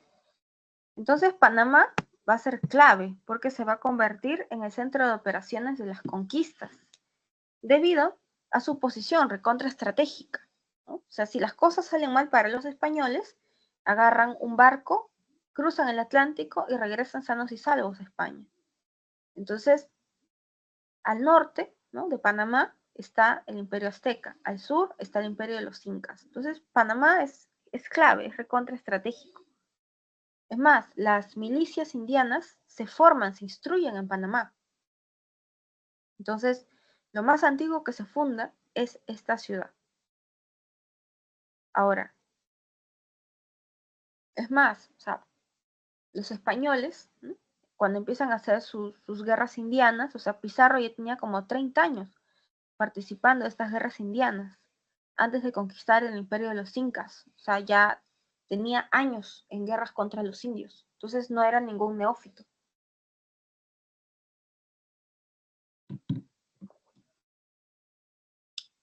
Ahora, la capitulación de Toledo entre Francisco Pizarro y la corona se da en 1529. Entonces, esto se da, ¿no?, una vez que Pizarro, ¿no?, confirma la existencia del Tahuantinsuyo. Una vez que los indígenas del lugar le confirman de que sí, de que él ya se encuentra en territorio de los incas, que existe un gran imperio, es que Pizarro decide que ya es momento contactarse con la corona para firmar la capitulación de Toledo, un papel, ¿no?, que les dé derechos a los conquistadores de todo lo que ganen producto de esta conquista. Entonces, la capitulación de Toledo va a ser la semilla, ¿no?, de la enemistad entre Pizarro y Almagro. ¿Por qué? Porque según la capitulación de Toledo, o sea, el único ganadazo, el único beneficiado prácticamente va a ser Toledo. Perdón, va a ser Pizarro. Casi, o sea, a Pizarro se le da el título de almirante mayor, alguacil mayor, adelantado mayor, se le da el poder de repartir encomienda. La encomienda era la repartición de indígenas. ¿Qué cosa se le da a Almagro? Solamente el título de gobernador, ¿no?, de la fortaleza de Tumbes. Y por ahí un cargo de hidalgo, nada más. Y a Luke, ¿qué cosa se le da? El título de protector de los indios de Tumbes, ¿no? O sea, es una burla la capitulación de Toledo con Almagro y Hernando de Luque. Ahora, después, Piura. San Miguel de Piura, ¿no?, es la primera ciudad española fundada en Perú en mayo de 1532. Entonces, 1532, acuérdense, es el año de la conquista. Los españoles parten en su tercer viaje, ¿no?, que ya va a ser el viaje de la ejecución de la conquista a fines de 1531, pero acaban llegando a lo que era parte del imperio de los incas a inicios de 1532. Y ya para mayo de 1532 es que fundan San Miguel de Piura. Ahora, luego de eso, es que se va a dar la famosa toma de Cusco. O sea, luego de la captura y muerte de Atahualpa, ¿no?, en 1533, ¿no?, es que los españoles utilizan primero a Tupac Hualpa para tratar de pasar entre la multitud, porque los indígenas estaban furiosos, porque les habían dicho de que los españoles habían matado a su inca, a su zapa inca, que era Atahualpa. Entonces, nombran a un inca títere, que va a ser Tupac Hualpa. Lo disfrazan de inca, como si fuese Atahualpa, para poder pasar entre la multitud. Entonces, así es como pasan, ¿no?, de Cajamarca hasta Jauja. Y en Jauja es que envenenan a Tupac Hualpa. Y al final, los españoles, para poder seguir pasando y llegar al Cusco, ellos querían llegar al Cusco porque habían escuchado noticias de que allí había mucho oro, mucha riqueza. O sea, era la capital, el imperio de los incas. Entonces, los españoles, ¿no?, van a utilizar ahora Manco Inca. Manco Inca era uno de los hijos de Huayna Cápac, uno de los más jovencitos. Entonces, Manco Inca, como era muy respetado entre la élite inca, obviamente si los españoles iban con Manco Inca, los indígenas iban a dejarlos pasar el Cusco. Y así es como sucede, ¿no? Así es como los españoles logran entrar al Cusco, gracias a Manco Inca. Y eso se da en el 33. Ahora, con el tiempo, es que los españoles empiezan a humillar, a abusar de Manco Inca, y por eso es que Manco Inca va a pasar de ser aliado de los españoles a ser opositor de los españoles. Y va a acabar fundando esta resistencia de los incas de Vilcabamba. Y por último, ¿no?, al final, tenemos la fundación de nuestra amada Lima en 1535, ¿ya? El famoso 18 de enero, ¿no?, de 1535 se funda nuestra capital, ¿no?, Lima. Entonces, si ordenamos cronológicamente, la respuesta es la C de Casita. Ahora, se elige Lima como capital del imperio de los incas debido a la posición estratégica de Lima. O sea, en Lima, ahí nomás estaba el río Rímac. Aunque ustedes no lo crean, en el siglo XVI el río Rímac era un río limpio, en donde habían incluso hasta camarones. Las aguas eran cristalinas. Entonces a los españoles les convenía sentarse al costado de un río para tener agua. Y también, o sea, de Lima, ¿no?, está el puerto natural del Callao. Las cosas salen mal para los españoles, agarran un barco y desaparecen, se van, fugan. Entonces, por eso es que es elegida Lima como capital.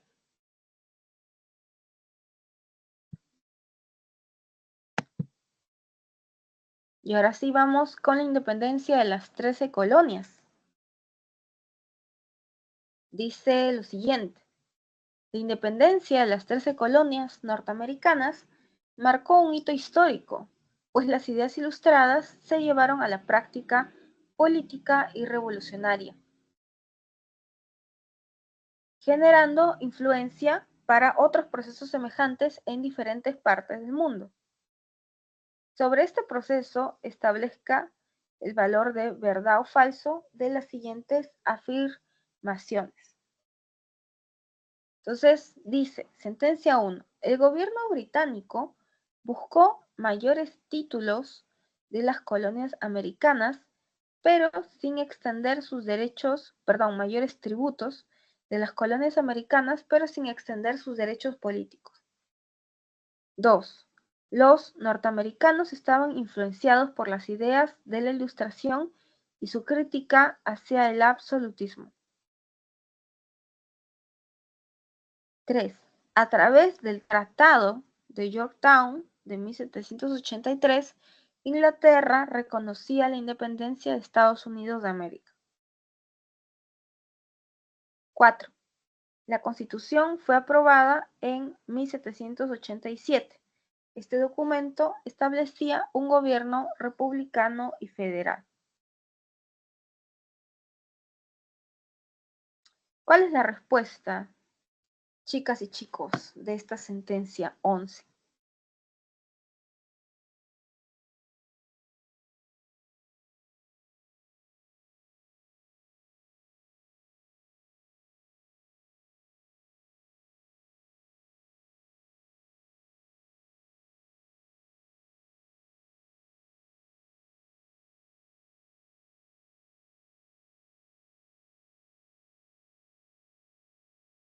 ¿Qué opinan?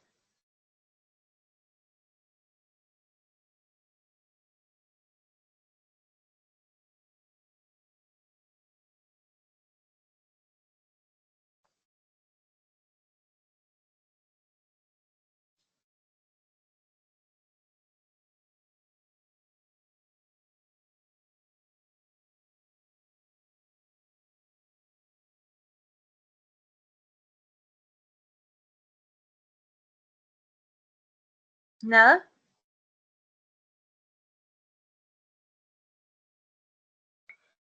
La respuesta aquí es la C de casa, ¿ya? La C de casita.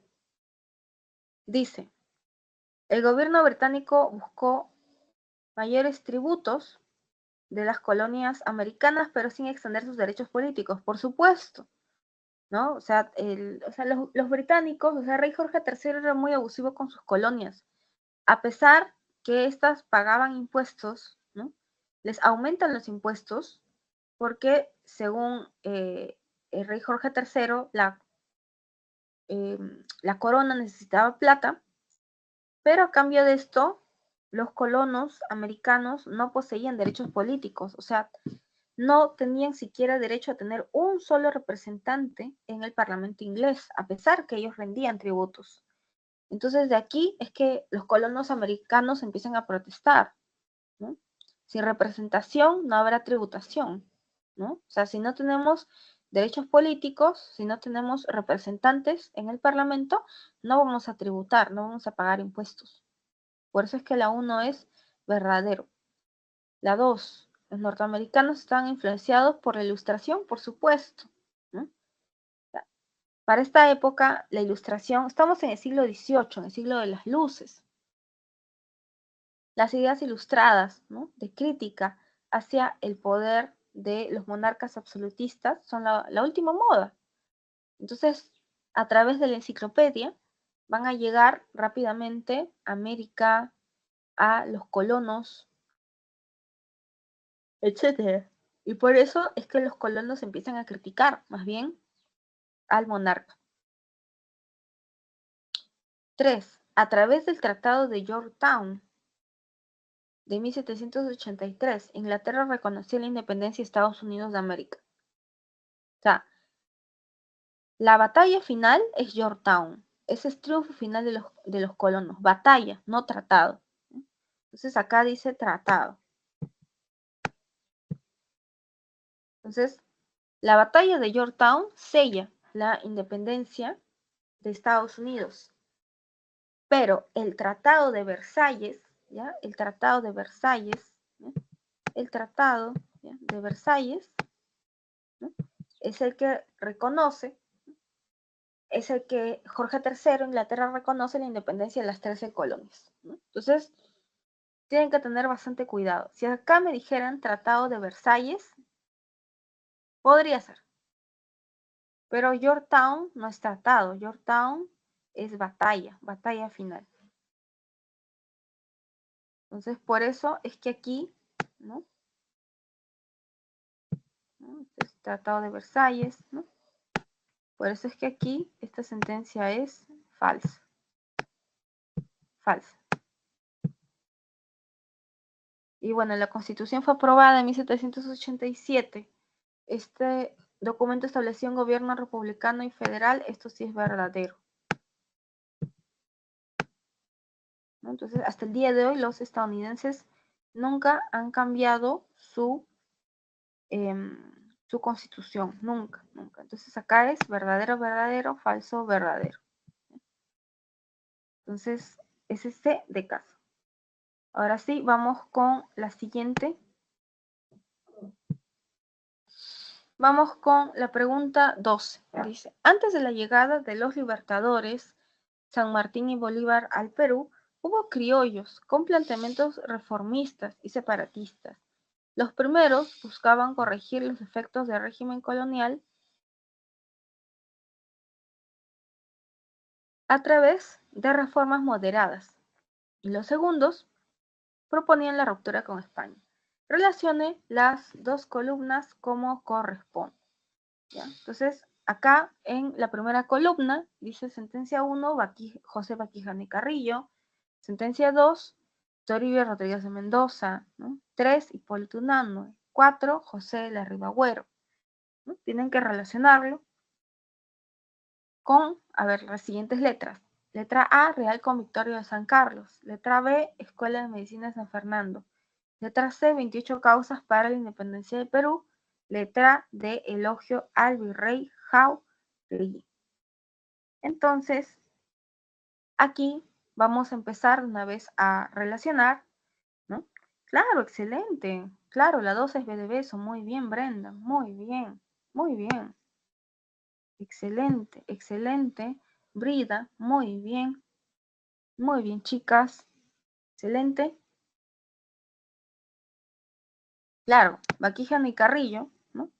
Él escribe el elogio a Virrey Jáuregui, en donde, con motivo de el inicio del año académico, se invita al Virrey Jáuregui.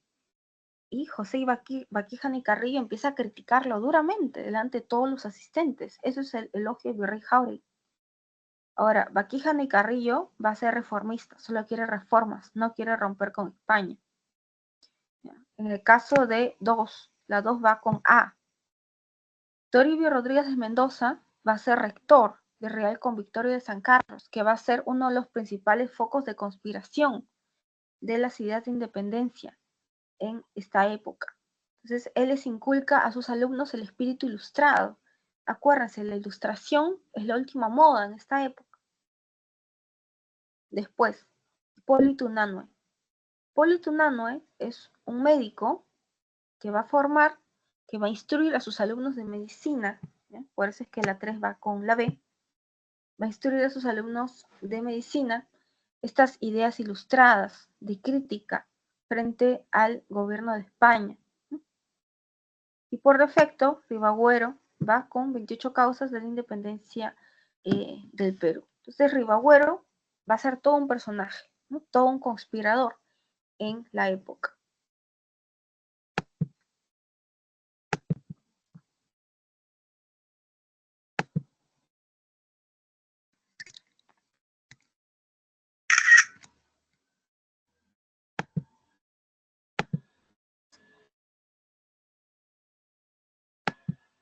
Ya. Vamos con la 13.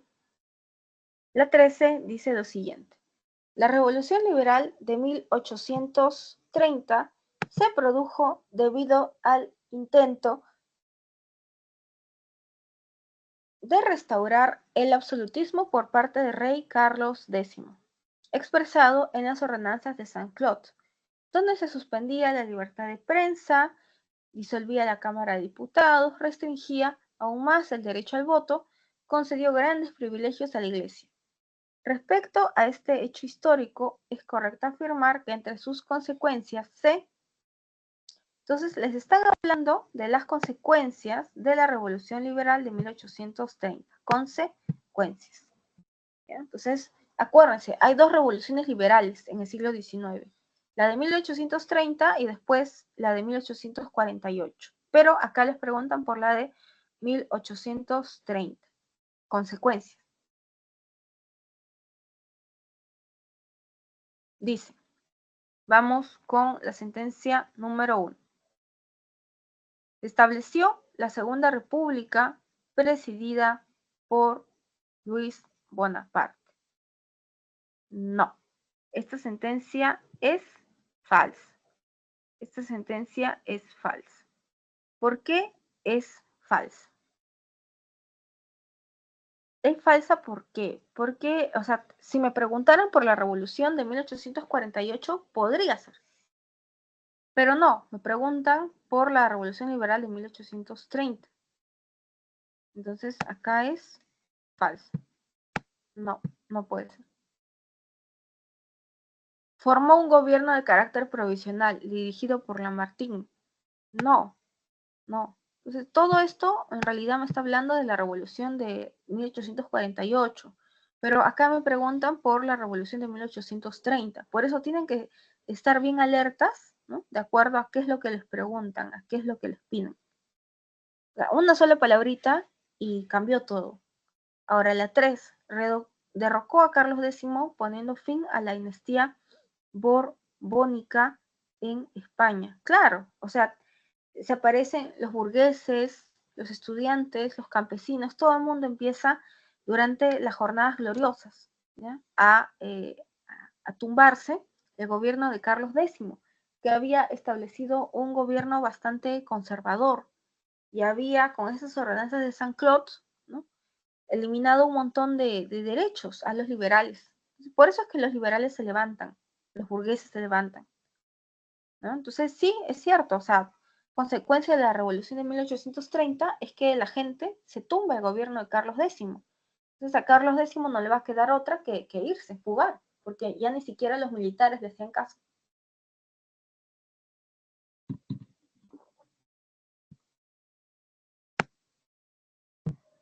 La 4. Instauró la monarquía constitucional de tendencia liberal. Ya. Lo que pasa es que cuando cae Carlos X, acuérdense que los burgueses van a colocar en el poder a Luis Felipe I, el rey burgués. Entonces, el rey burgués, ¿no? Va a continuar con la monarquía, pero de tendencia liberal, que beneficie los intereses de estos burgueses que lo han puesto en el poder, aunque nunca llega a ser una reforma electoral.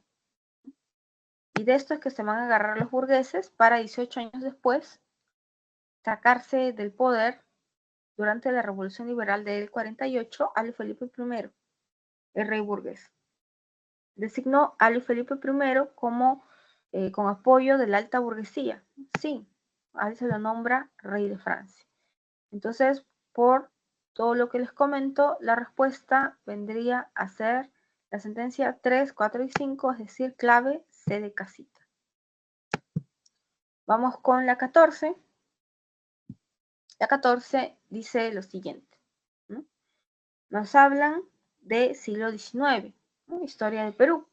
Respecto a los sucesos ocurridos durante el desarrollo de la Confederación Perú-Boliviana, que se estableció en el Congreso de Tacna de 1837,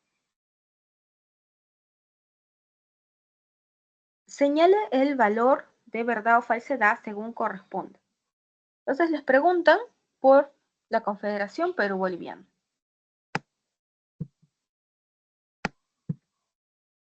Entonces, vamos con la sentencia número 1. Dice, la Confederación Perú-Boliviana estuvo conformada por 3 estados, y estos fueron el estado norperuano, surperuano y boliviano. Esto sí es verdadero. Sentencia 2.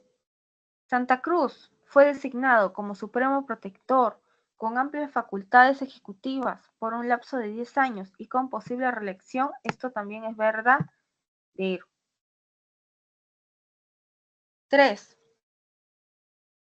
El modelo económico implementado por la Confederación fue el proteccionismo, priorizando el monopolio bilateral con Chile.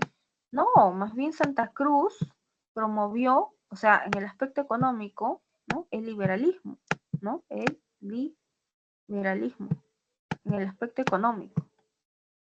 Entonces, para establecer una política económica libertaria, se exonera del pago de aranceles, para de esa manera traer la inversión extranjera aquí, a los británicos, a los franceses. Entonces, por eso es que aquí es falso. Y jamás, ¿no? se establece un monopolio bilateral con Chile. Más bien, los chilenos van a ser nuestros enemigos durante la Confederación. Entonces, por eso es que la 3 es imposible que sea cierta. La sentencia 4 dice, durante las guerras de la Confederación Perú-Boliviana, el Estado surperuano fue apoyado por la facción conservadora y el Ejército Restaurador de Chile. No, más bien, o sea, el Estado surperuano más bien se opone al ejército de Chile, porque los chilenos, ¿no? Con sus campañas restauradoras tenían como objetivo poner fin a la Confederación Perú-Boliviana, y el sur más bien apoyaba a Santa Cruz, apoyaba a la Confederación Perú-Boliviana, porque el sur siempre había tenido muy buenas relaciones comerciales, bueno, hasta el día de hoy, con Bolivia, con lo que en antaño era el Alto Perú. Entonces, por eso es que más bien la primera campaña que hacen los chilenos aquí es un fracaso, porque atacan el sur, que era una zona en donde se apoyaba a la Confederación. Y por eso es que la primera campaña restauradora es un fracaso para los chilenos. Entonces, la segunda sí obviamente tiene éxito, pues, ¿no? Y así diluyen, destruyen la Confederación, y el Perú vuelve a ser uno solo. Entonces aquí buscamos la sentencia verdadero, verdadero, falso, falso, ¿no? La respuesta sería la de avión. La de avión. Entonces, continuamos con la siguiente pregunta.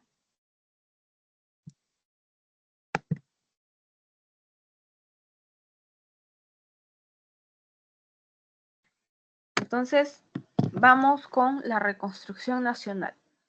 Fue un periodo posterior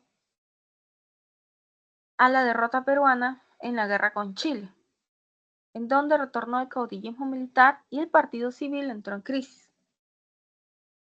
Además, estuvo caracterizada por la crisis económica y la inestabilidad política producto de las guerras civiles. Ordene cronológicamente los siguientes acontecimientos de este periodo.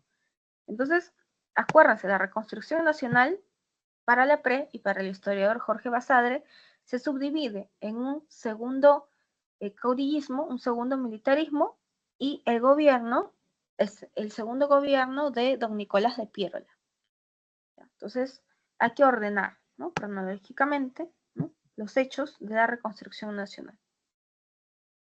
Entonces, como no hay mucho tiempo, vamos de frente ya a resolver. Entonces, dice aquí, la primera sentencia dice: Chile se negó a realizar el plebiscito establecido en el Tratado de Ancón. El Tratado de Ancón se firma en 1883. Entonces, por ende, en 1894, ¿no? O sea, 10 años después, Chile debió de haber convocado un plebiscito a Tacna y Arica, ¿no? Para que la gente decida si querían regresar al Perú o se mantenían en Chile. Ahora, el levantamiento de Atusparia, ¿ya? Producto de la restitución de la contribución personal. Atusparia se levanta durante el gobierno de Miguel Iglesias. El gobierno de Miguel Iglesias es el primero de este segundo caudillismo, de esta reconstrucción nacional. Entonces, este gobierno es del 83 al 85. Como el Estado está destruido tras la guerra con Chile, Miguel Iglesias, el Estado no tiene plata. Entonces quiere imponer la contribución personal. Pero Pedro Pablo Tusparia se va a levantar en Huaraz diciendo que en el fondo esta contribución personal es el regreso al pago del tributo indígena, solamente que con otro nombre. Ahora, este levantamiento se da en 1885. La rebelión de Huanta, producto de un monopolio estatal en el comercio de la sal. Esta rebelión de Huanta la va a enfrentar el califa Nicolás de Piérola durante su segundo gobierno, ¿ya? Durante el segundo gobierno del califa en 1896. Uy, acá me equivoqué. Disculpen. 1896. Y por último, la firma del contrato Grace, ¿no? Para la cancelación de la deuda externa. El famoso contrato Grace lo firma Andrés Avelino Cáceres, el brujo de los Andes, durante su primer gobierno. ¿Ya? Durante su primer gobierno. ¿Ya? Corrían los años 1889.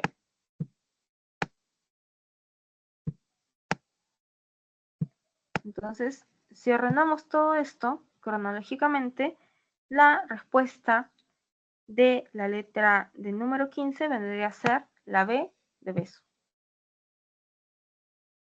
Entonces, ahora sí, seguimos con la siguiente, 16.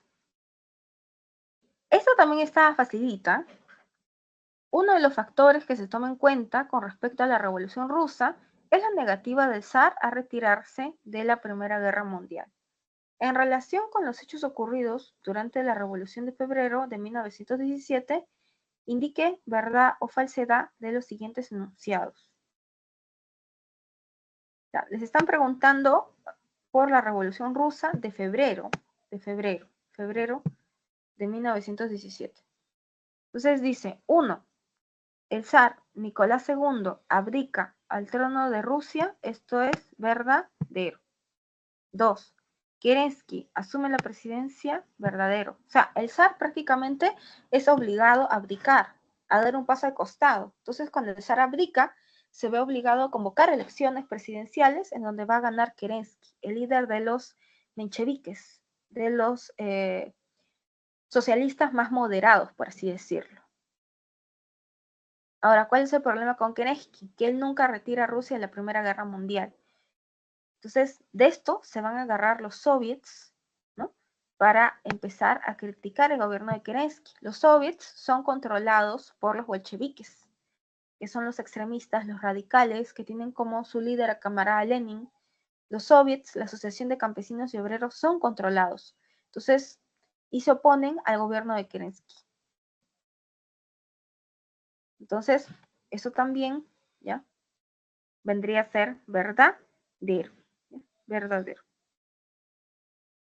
Y por último, la firma del Tratado de Brest-Litovsk. Esto es falso, ¿no? O sea, durante el gobierno menchevique, durante la Revolución de Febrero, no se retira a Rusia de la Primera Guerra Mundial. O sea, la firma de Brest-Litovsk se hace cuando Lenin entra al poder, cuando los bolcheviques dan golpe de Estado a los mencheviques en octubre de 1917, con la Revolución Roja, la Revolución de Octubre. Ahí es en donde recién Lenin retira a Rusia de la Primera Guerra Mundial. Pero acá les preguntan por la Revolución de Febrero, no la de octubre. Entonces tienen que ir de frente a lo que les preguntan. Entonces, verdadero, verdadero, verdadero, falso. La respuesta sería de dado. 17. Vamos a Perú, siglo XX, la primavera democrática. Dice lo siguiente. José Luis Bustamante y Rivero gobernó el país entre el 45 y el 48. Llegó a la presidencia apoyado por el Frente Democrático Nacional, el FREDENA, coalición de diversos partidos, entre los cuales destacaba el APRA. Durante su mandato buscó implementar importantes reformas, pero tuvo que afrontar una grave inestabilidad política y económica. En relación con los hechos que se produjeron durante su gobierno, indique verdad o falsedad. Entonces vamos con la sentencia número 1. Tolerancia con los partidos políticos perseguidos por la ley de emergencia. Esto es verdadero. Hay tolerancia al APRA, tolerancia al Partido Comunista de Perú. 2. El APRA y Alianza Nacional se unieron para obstaculizar el gobierno. O sea, el APRA se convierte en oposición. La Alianza Nacional, dirigida por Pedro Ventral, también es oposición del doctor Bustamante y Rivero, pero jamás el APRA y la Alianza Nacional van en bloque, nunca van en alianza. Y acá dice se unieron. Como dice se unieron, queda descartada esta alternativa. O sea, una sola palabrita y fue el examen. 3. Implementó una política económica liberal para estimular las inversiones. Esto es falso, ¿no? Bustamante y Rivero no emplea una política liberal. 4. Dio la ley del llanaconaje, reconociéndose algunos derechos laborales. Esto es verdadero. Claro, con la ley del llanaconaje, o sea, según ley se prohíbe que estos hacendados utilicen como mano de obra gratis a los llanaconas. O sea, se obliga a que estos hacendados les paguen por su trabajo. Entonces, sacando cuenta, sería verdadero, falso, falso, verdadero. Entonces, acá la respuesta sería A de avión. Uy, vamos rapidito, ya queda un minuto, ya. A causa de los efectos de la Revolución Cubana en la década de 1960, los Estados Unidos trataron de impedir la expansión del modelo revolucionario cubano a otros países latinoamericanos. Una de esas medidas impulsadas por el presidente Kennedy fue convocar a ¿qué dice? Fue convocar a un esfuerzo internacional para promover el desarrollo económico por medio de reformas estructurales y la asistencia financiera. Esta iniciativa fue denominada Alianza para el Progreso. ¿Se acuerdan? Que era una ayuda política, económica, social a los países de América del Sur para evitar que estos se vuelvan comunistas. Y el Perú se adscribe al toque a la Alianza para el Progreso de John F. Kennedy. 19. En 1985, Alan García Pérez fue elegido por primera vez presidente de la República, luego de la renuncia de Alfonso Barrantes para participar en la segunda vuelta. Se inició de esa forma el primer gobierno aprista en la historia, en un momento muy crítico de la historia de Perú contemporáneo con respecto a este gobierno indique verdad o falsedad. Entonces, 1. ¿Implementó una política económica de libre mercado? No, Alan García más bien empieza a meter mano en el mercado, empieza a meter control de precios, subsidios, ¿no? Permitió el copamiento de las instituciones estatales por apristas. Sí, los apristas entran a todos los cargos, habidos y por haber. Estableció una alianza congresal con los partidos de izquierda. Falso, más bien la izquierda unida, ¿no?, le va a hacer oposición a Alan García. Desarrolló una breve y exitosa lucha antisubversiva en Lima. Falso, ¿no? Entonces, la clave aquí sería la C de casita. Y vamos con la última pregunta. En el 89 se celebró el aniversario de la República Democrática Alemana, produciéndose una ola de protestas aprovechando la visita de Gorbachov. Manifestaciones que culminaron con la caída del muro de Berlín. Posteriormente, Gorbachov impulsaría la firma del Tratado 2+4 que se celebraría en Moscú en el 90. En relación con este hecho histórico, indica verdad o falsedad. Entonces, acordaron la unificación en torno a la República Democrática Alemana. Esto es falso. Participaron Estados Unidos, URSS, Francia, Inglaterra, las dos Alemanias. Esto es verdadero. Reconocieron la reunificación de Alemania Occidental y Oriental. Esto es verdadero. Permitieron la coexistencia pacífica entre las dos Alemanias. Esto de la coexistencia pacífica, este concepto viene de mucho antes, ¿no? Entonces acá sería falso, verdadero, verdadero, falso. Entonces, la última sería la C de casa. Entonces,